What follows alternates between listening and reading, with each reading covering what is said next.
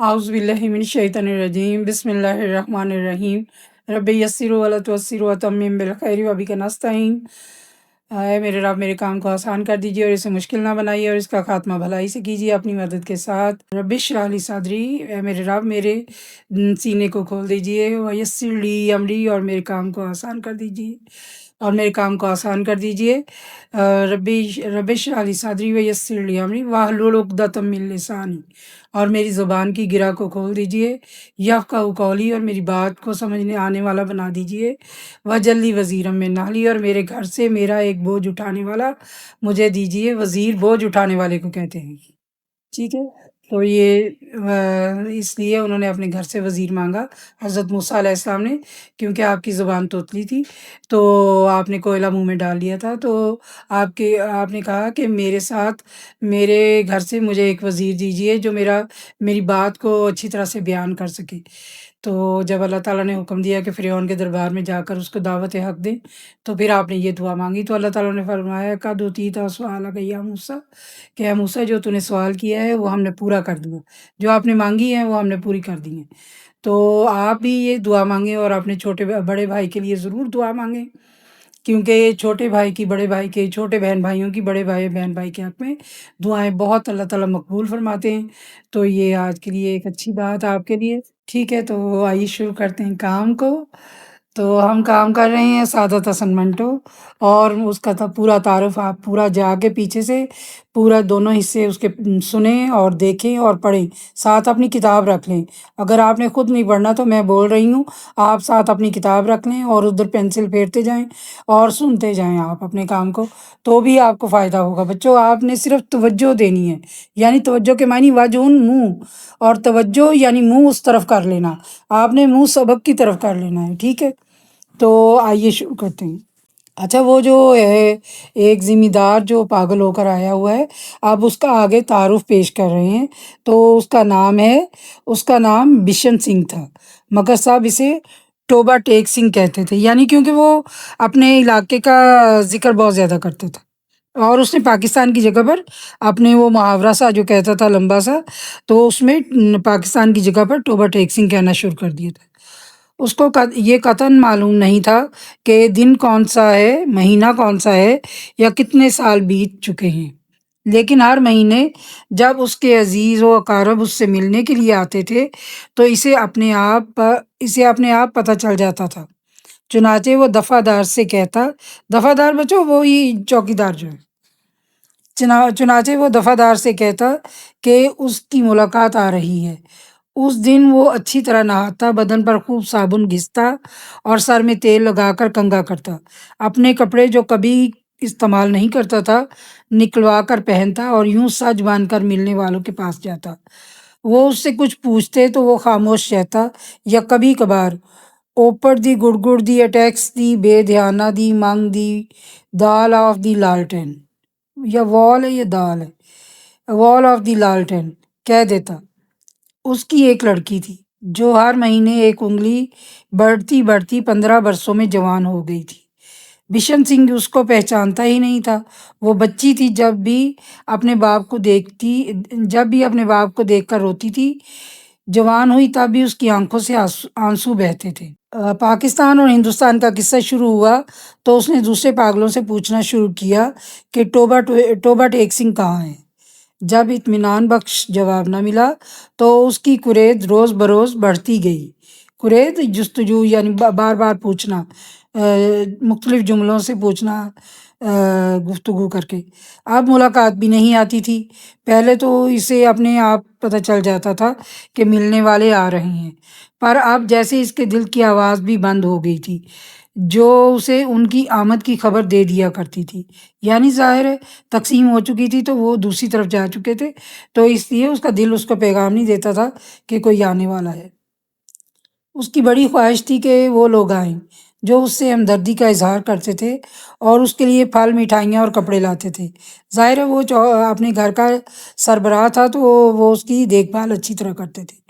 وہ اگر جیسے یورپین وارڈ میں ان کی بہت اچھی طرح، تو اس طرح پاگلوں میں بھی جو سمجھتے تھے کہ وہ پاگل نہیں ہیں تو وہ ان کے ساتھ گھر والے اچھا برتاؤ کرتے تھے۔ وہ اگر ان سے پوچھتا کہ ٹوبا ٹیک سنگھ کہاں ہے تو وہ یقیناً اسے بتا دیتے کہ پاکستان میں ہے یا ہندوستان میں، کیونکہ اس کا خیال تھا کہ وہ ٹوبا ٹیک سنگھ ہی سے آتے ہیں جہاں اس کی زمینیں ہیں۔ پاگل خانے میں ایک پاگل ایسا بھی تھا جو خود کو خدا کہتا تھا۔ جب ایک دن بشن سنگھ نے پوچھا کہ ٹوبا ٹیک سنگھ پاکستان میں ہے یا ہندوستان میں، تو اس نے حسب عادت کہکا لگایا اور کہا وہ پاکستان میں ہے نہ ہندوستان میں، اس لیے کہ ہم نے ابھی تک حکم نہیں دیا۔ یعنی وہ کیا کہتا تھا؟ خود کو خدا کہتا تھا۔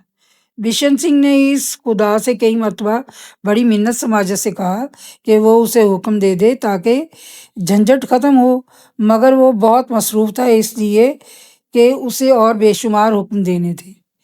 ایک دن تنگ آ کر وہ اس پر برس پڑا۔ اوپر دی گڑ دیا ٹیکس دی بے دھیانہ دی مانگ دی دال of واہے grow G the Khalsa and واہے گرو جی دی فتح، جو بولے سو نہال، ست سری اکال۔ یہ سات ہوتے ہیں بچوں، ست سری اکال، تو وہ جو بولتا ہے وہ یہاں پر پرنٹ میں غلطی ہے، ست سری اکال۔ اس کا شاید یہ مطلب تھا کہ تم مسلمانوں کے خدا ہو، یعنی اس نے جو بات کی اس سے خفگی میں آ کر تو کہا کہ سکھوں کے خدا ہوتے تو ضرور میری سنتے۔ تبادلے سے کچھ دن پہلے ٹوبا ٹیک سنگھ کا ایک مسلمان جو اس کا دوست تھا ملاقات کے لیے آیا۔ پہلے وہ کبھی نہیں آیا تھا۔ جب بشن سنگھ نے اسے دیکھا تو ایک طرف ہٹ گیا اور واپس جانے لگا، مگر سپاہیوں نے اسے روکا۔ یہ تم سے ملنے آیا ہے، تمہارا دوست فضل دین ہے۔ بشن سنگھ نے فضل دین کو ایک نظر دیکھا اور کچھ بڑبڑانے لگا۔ فضل دین نے آگے بڑھ کر اس کے کندھے پر ہاتھ رکھا۔ میں بہت دنوں سے سوچ رہا تھا کہ تم سے ملوں، لیکن فرصت ہی نہ ملی۔ تمہارے سب آدمی خیریت سے ہندوستان چلے گئے تھے، مجھ سے جتنی مدد ہو سکی میں نے کی۔ تمہاری بیٹو روپ کور، وہ کچھ کہتے کہتے رک گیا۔ بشن سنگھ کچھ یاد کرنے لگا۔ بیٹی روپ کور؟ فضل دین نے رک کر کہا، ہاں وہ بھی ٹھیک ٹھاک ہے، ان کے ساتھ ہی چلی گئی تھی۔ بشن سنگھ خاموش رہا۔ فضل دین نے کہنا شروع کیا، انہوں نے مجھ سے کہا تھا کہ تمہاری خیریت پوچھتا رہوں۔ اب میں نے سنا ہے کہ تم ہندوستان جا رہے ہو، بھائی بلیر سنگھ اور بھائی ودھاوا سنگھ سے سلام کہنا، اور بہن امرت کور سے بھی۔ بھائی بلیر سے کہنا فضل دین راضی خوشی ہے۔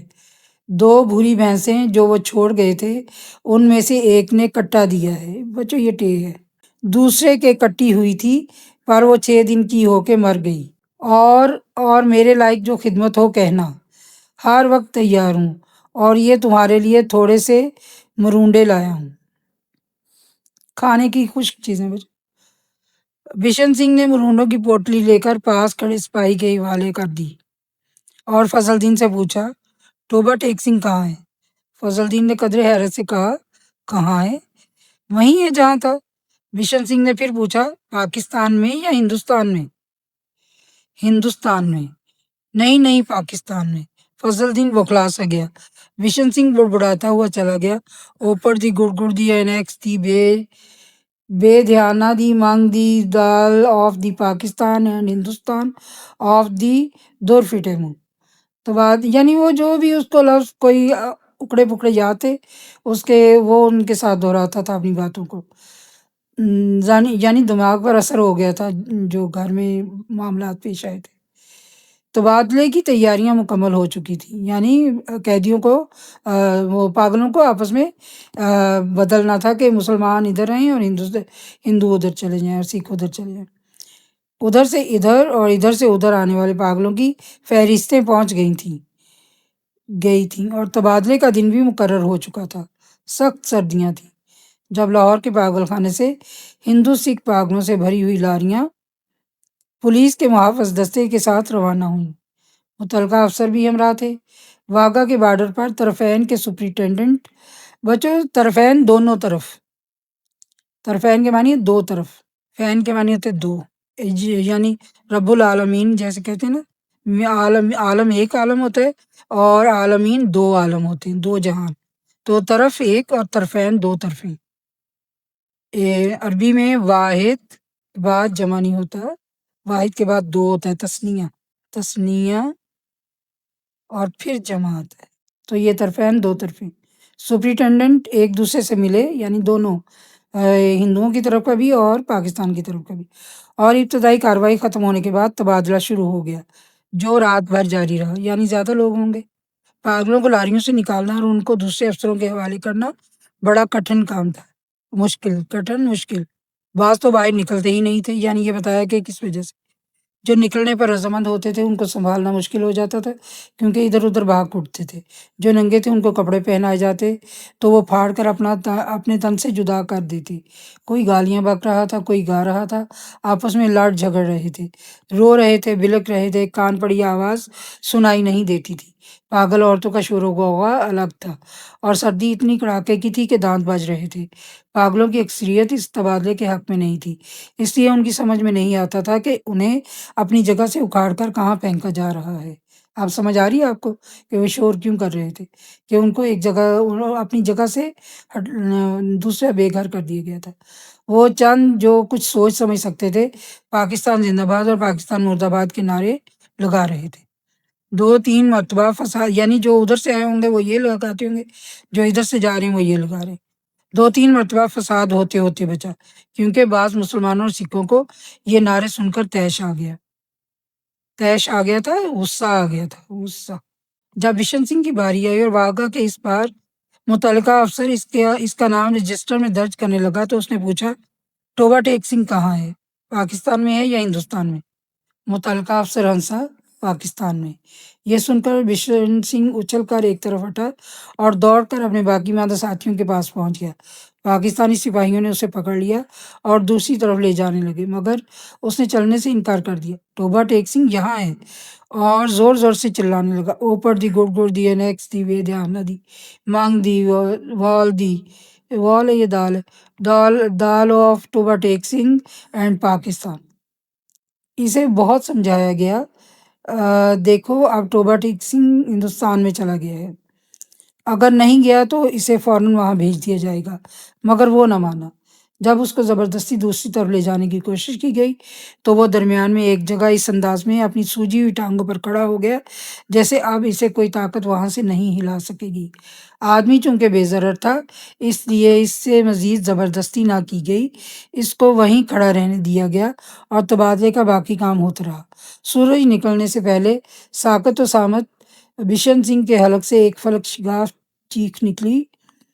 साक़ित और सामित खामोश खड़ा था, बिल्कुल बेहिस, यानी हिले बगैर। इधर-उधर से कई अफ़सर दौड़े आए और देखा कि वो आदमी जो 15 बरस तक दिन-रात अपनी टाँगों पर खड़ा रहा था, औंधे मुँह लेटा था।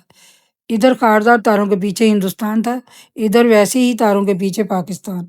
दरमियान में ज़मीन के इस टुकड़े पर, जिसका कोई नाम नहीं था, टोबा टेक सिंह पड़ा था। अच्छा, वो ये जो पार्टीशन है, ये हिंदुस्तान की लाइन है और ये पाकिस्तान की लाइन। ये दरमियान वाली जगह पर वो खड़ा था और यहीं पर वो उसकी वफ़ात हो जाती है, वो गिर जाता है और वो कहता है कि टोबा टेक सिंह वहाँ पड़ा था, यानी वो टोबा टेक सिंह पर निसार हो गया, अपनी जान दे दी अपनी मट्टी के लिए। ये बच्चों आपने देखा है और देखा है कि उन्होंने बहुत ज़्यादा मुहावरा इस्तेमाल करने के बावजूद उस जगह का, तो उन्होंने वो जो उसकी उकड़ी-पुकड़ी बातें हैं, जो यहाँ पर वो कहता भी है, ये ये जो उसने ज़ुबान इस्तेमाल की होगी, ज़ाहिर है यहाँ पर उन्होंने बहुत ही सादगी से और हमारे लिए समझ आने वाली ज़ुबान और ना समझ आने वाली ज़ुबान में भी उसको परो दिया है और उन्होंने वो जो असल बात वो कहता था, उसको उन्होंने उसका पर्दा रखा है। तो जितना भी जो होता है मुसन्निफ़, वो उस माहौल की अक्कासी करना चाहे, उसको कुछ चीज़ों का चीज़ों की पर्दादारी मकसूद होती है और वो उन पे काम करता है और उन्होंने बड़े सलीके से इसको पेश किया है कि एक इंसान के जो है ज़हनी सतह किस तरह मुतासिर होती है, पहले घरेलू हालात से, फिर मुल्की हालात से।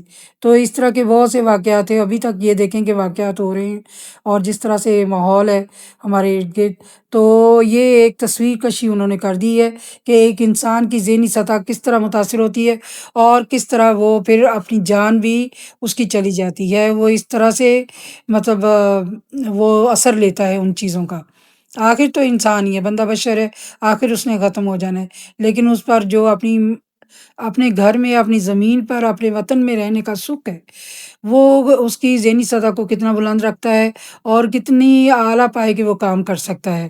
لیکن جب اسی ماحول میں کوئی ہلچل مچ جاتی ہے اور برسوں سے آپ وہاں پر نشو و نما پا رہے ہیں، پروان چڑھ رہے ہیں، جوان ہو رہے ہیں، بوڑھے ہو رہے ہیں، آپ اپنے باپ دادا کو دیکھتے ہیں، لیکن وہی جگہ آپ کے لیے اجنبی بن جائے، تو آپ کے لیے کتنی مشکلات کا سامنا ہے۔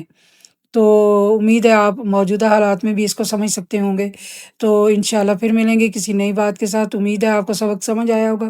بچوں، میرا کام ہے صرف آپ کو پڑھ کر سنانا تاکہ آپ کو یاد ہو جائے، اور آپ نے باقی نوٹس جو اب اس کے حوالے سے آپ یاد کریں گے تو اب امید ہے کہ آپ کو کافی نوٹس سمجھ آئیں گے، کیونکہ نوٹس بچوں آپ کے بہت بہترین ہیں، میں نے دیکھے ہیں۔ آپ ان پر توجہ دیں اور ان کو 2-1 بار پڑھا کریں، اور ایک بار تو ضرور اپنے ہاتھ سے لکھیں تاکہ وہ آپ کو فائدہ دیں۔